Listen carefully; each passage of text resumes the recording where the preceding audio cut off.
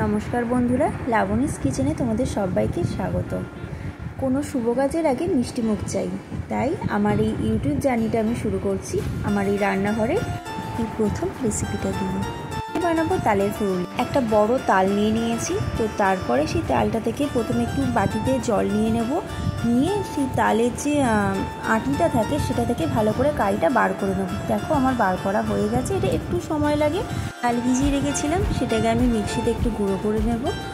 তো তোমরা এখানে যে চালের গুঁড়োটা ব্যবহার করলে দেখবে একটু মুচমুচে ব্যাপার আসবে। এবার নারকেল কুচুটাকে আমি মিক্সিতে একটু গ্রাইন্ড করে নিয়েছি। এরপর লাগছে চিনি, কালো জিরে, সুজি, ময়দা আর একটু খাবার সোডা। খাবার সোডা তো অপশনাল, তোমরা দিতেও পারো নাও পারো, বাট দিলে কি হয় না, একটু ফুলুরিটা দেখবে বেশ মানে নরম হবে, আবার বেশ মানে ফুলো ফুলো মতো দারুণ হবে খেতে। তো এবার আমি পরপর এখানে একে একে নিয়ে নিয়েছি তালের যে পাল্পটা ছিল বা তালের কাইটা, তাতে দিয়ে দিয়েছি ময়দার গুঁড়ো, কালো জিরে, চিনি আর সুজি দিয়ে ভালো করে মেখে নেব। নিয়ে মেখে এখানে নারকেল কুড়ো আর খাবার সোডাটা দিয়ে আমি ভালো করে আর একবারও মেখে নেব। মেখে নেওয়ার পর এটা একটুখানির জন্য আমি রেখে দেব। তারপর আমি কড়া গরম হয়ে গেলে তাতে আমি রিফাইন তেল ঢেলে দিচ্ছি।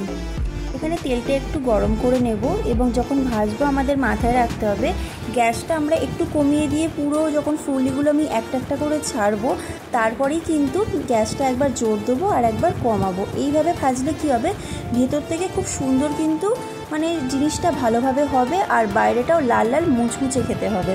নাহলে অনেক সময় কি হয়, খুব জোর দিয়ে একভাবে যদি তোমরা করতে যাও জিনিসটা চুঙে যাবে, নাহলে ভেতরটা কাঁচা থাকবে, তাহলে কিন্তু খেতে একদমই ভালো লাগবে না। দেখো কি সুন্দর টুবো টুবো হয়ে ফুলেছে, দেখতেই মানে খেতে মুখে পুরো একদম মানে জল চলে আসছে। যাই হোক, তো এরকম করে আমি লাল লাল মানে পুরো লাল করে ভেজে নেব। দেখছো এটা আমার কিন্তু এক পিঠটা হয়ে গেছে, আমি আবার উল্টে দিচ্ছি। তো তোমরা কিন্তু এইভাবেই বাড়িতে ট্রাই করো, দেখবে খুবই ভালো লাগবে। আর এটা তো ছোট থেকে বড় সবাই খুবই আনন্দ করে খায়, মানে ঘুরতে ফিরতে একটা মুখে দেবার মতো রেসিপি তোমরা বলতে পারো। আর আমার এই রেসিপিটা তোমাদের কেমন লাগলো তোমরা কিন্তু অবশ্যই কমেন্ট বক্সে জানিও।